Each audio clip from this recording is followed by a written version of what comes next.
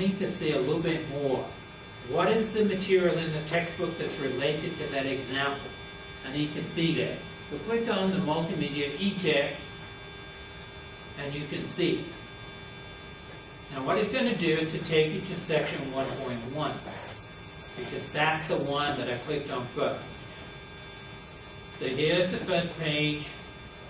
This is page 60 of your textbook material. And you work your way through the textbook, either using the arrows on the menu bar, or you can see, it may not be that visible, but there's some arrows on the edge of the screen. And if you click these, it takes you from one page to the next. So you can read the ebook to simulate reading the hard copy, and then you'll notice where example 1 is. Now, there are two ways that you can get audio for example 1. If you'd like to see a person talking to you, click the icon, the first one on the right, and here's Judith again, and she's going to say the same thing that she did before when we clicked example 1. X represents the first. Now, if you don't want to see Judith, click the next icon. And this is a little different video, but this is more Plotting like... ordered pairs. Let's see how the plots of given points, or ordered pairs, on the rectangular coordinate system. I notice that this one is a little different. Uniquely associated. This is like playing a DVD at home where you advance, you revert, all those kind of things. This is a little different setup, and it depends on which one you want. Do you want the Judith to talk you through example 1, or do you want the topic, and you advance through a little video explaining how you plot points? Now, some of you may be saying, oh, I don't need to do any of that. Well, that's true. If you don't know how to plot some points, you're probably further back than you thought you were. But nevertheless, it will give you the option. If you need a refresher on any of these topics in the first section, there's your opportunity to get it. Now, there will be things in this first section. Don't just rule out the section altogether. It goes through plotting points, drawing graphs of linear equations, quadratic functions, but then we start seeing some things that you may not be that familiar with. Finding the distance between 2 points in the xy plane, finding the midpoint between two, and then it starts the segment where you're going to be looking at the circle. How do you find the equation of a circle, given information about the circle? How do you find the center and radius if you have the equation of the circle? How do you graph a circle? Now you'll notice next to every one of the examples there's the same two icons. If you want to listen to Judith or one of the authors talk you through the example, click that one that looks like their camcorder. If you want a general description of the topic involved in that example, click the other one. And then you would just work your way through by clicking play, and it works your way through that topic of finding the equation of a circle. Given various information. It starts you out, it will give you the coordinates of the center and the radius and say, how do we find the equation of the circle? So this is how you would work your way through the material to simulate coming to class. I wouldn't be using the e-text if I was instructing you on the material in section 1.1. I'd be using the whiteboard. So this, as you can see, is a fairly sophisticated setup. And it's flexible in the sense that it allows you to work your way through it in different ways. If you're at work and you've got a lunch break and you want to do some work, then it may be that it's best for you to use a hard copy version. You may not be able to do this at work on the workstation you're given at work. Remember at the beginning, you've got to register. Now you only register once, but you have to download those plugins in order for it to be able to work. Now the background is a plugin that you don't see. It's sold to Adobe product. but there's a Math Excel player that you need access to, and that's downloaded as well, so that this stuff will work on your computer. If you have a laptop, do it on your laptop. Just down the plugin, go to README first, click on the browser check and download the plugin. And then if you've got a desktop, do it again. So you can do it on as many computers as you want. Now if your computer crashes, what happens? Well, we cannot say, let's hold the course until you get a new computer or you get your computer repaired. Semester's going to go on, so you've got to have a backup plan. Your backup plan could be come to the campus and use the campus facilities. In the next room on the right after the testing room, we have 2 computers in that lab. And the lab manager will tell you which computers they are. You can sign on there. You're not going to have to download the plugins or anything, but you can sign on there. You can go to the library. You can go to the Innovations Lab in this building on the other side of the building. So we have these in various places. On Saturday morning, this hallway is open. There's classes that run on Saturdays, so till 1 o'clock. So you can come on Saturday mornings and you'll be able to get access. 2 computers here. If somebody's already using those, the science building over on your right, it's open on Saturday mornings as well. There are 4 computers in there, and you will be able to access the course materials in there as well. So have a backup plan. Trying to keep on top of it. The main reason students don't complete is procrastination. They don't do the stuff. Now, whether you're aware or not, there's a policy that the Board of Trustees for the college passed that affects online instruction. Any instruction online, whether it's web enhanced or truly online as your class is, there's a requirement. The requirement is you must log in at least twice a week.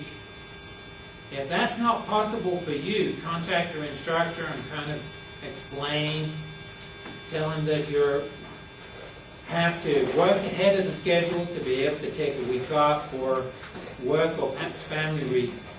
But try to keep logging in. You must keep doing this material, otherwise you're going to end up towards the end of the semester and you'll be saying to the instructor, oh yeah, I plan to get it all done. I'm going to do 4 chapters next weekend. It never happens. And students every semester say the same thing. I tell them, it's not going to happen. You can try it, but how is it humanly possible? The same people have a family, they have a spouse, they have a job. It's not going to work. The only way to do this is to do it a little bit at a time. So during the next week, you're going to have to get on and decide how you're going to work through this course material. Your syllabus will give you an idea of how to pace yourself through the class, but it is only set up. There's going to be due dates to try to get you to the point where you'll see there's deadlines to meet.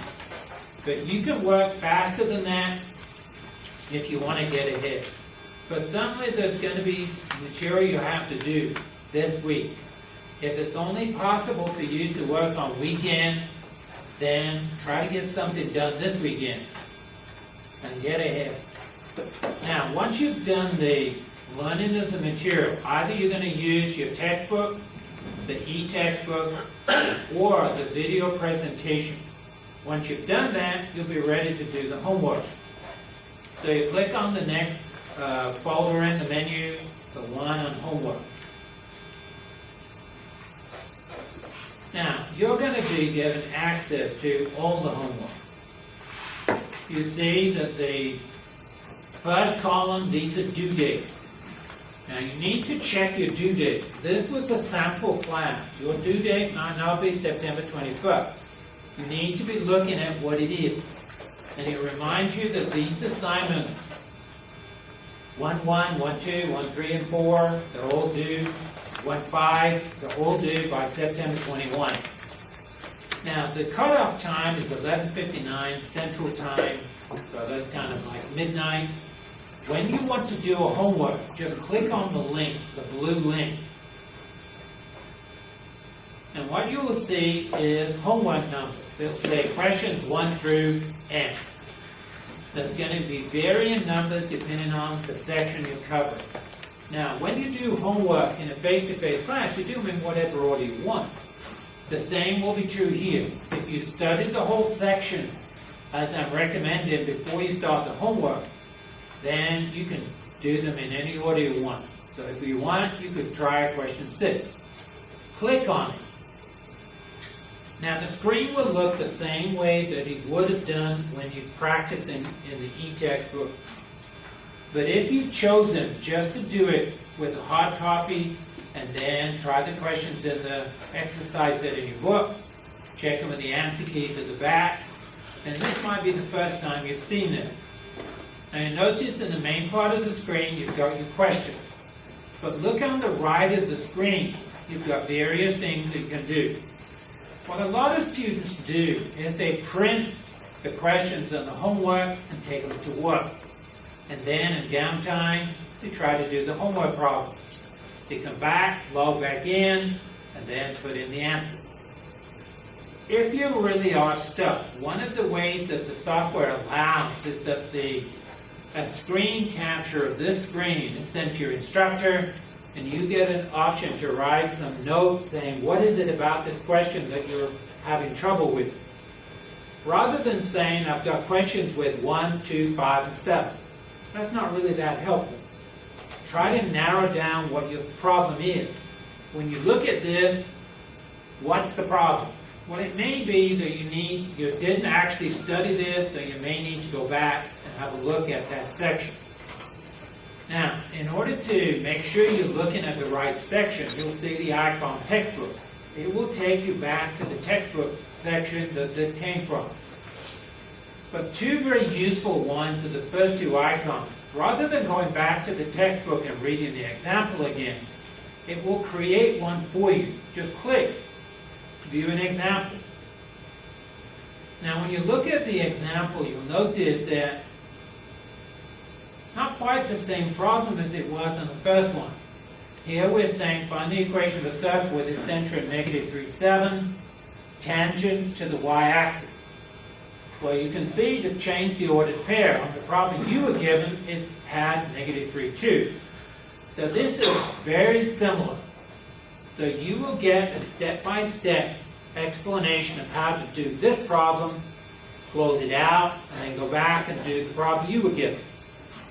Now, if you were doing this, it would be like me describing to you how do you do a similar problem. And then I give you a homework question just like it. Say, do this at home, and let's make sure you understand what I did. So a lot of what I say out loud is going to be written on the screen. Now, when you've read that part of it, click continue down at the bottom, and it will take you to the next step. Now, sometimes there are different ways of doing a problem. So if Mr. English described how to do this problem, he may have a different technique. This is just a technique the software writer used. So be aware, if this doesn't work for you, Mr. English might have another way for you to do, so you'll find it easy to work. So give this one a shot first. Don't just dismiss it. Work through it slowly, one step at a time. Try to understand what the author is saying to you. So here we're going to find the radius, and we've shown how to do it with the distance formula. Click the next step, and so on, until you get to the end of the problem. Now, rather than just reading the screen, take note. If you came to class and I did this problem on the whiteboard, what are you likely to do? You don't sit there with your arms folded just watching. You're actually taking notes as I'm writing, so are you. Whatever I'm writing on the whiteboard, you put in your notebook. Use the same process here. Whatever you see, write the main parts in your notebook. Because when you close it out, you say, oh God, what did it say again? And then you would have to go back to view an example and go through it again.